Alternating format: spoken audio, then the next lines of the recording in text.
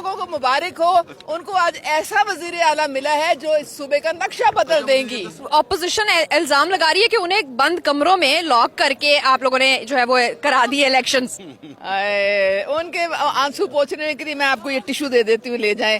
पुराना साथी होने के नाते कोई मशवरा ही दे दें खान साहब के लिए, पीटीआई वालों के लिए।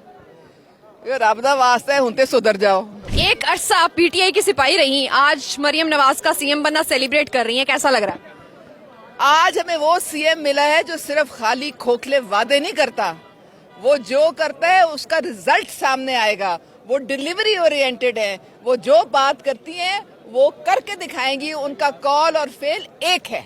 बताइएगा क्या बयानिया दिया गया है और ऑपोजिशन इल्जाम लगा रही है कि उन्हें बंद कमरों में लॉक करके आप लोगों ने जो है वो करा दिए इलेक्शंस।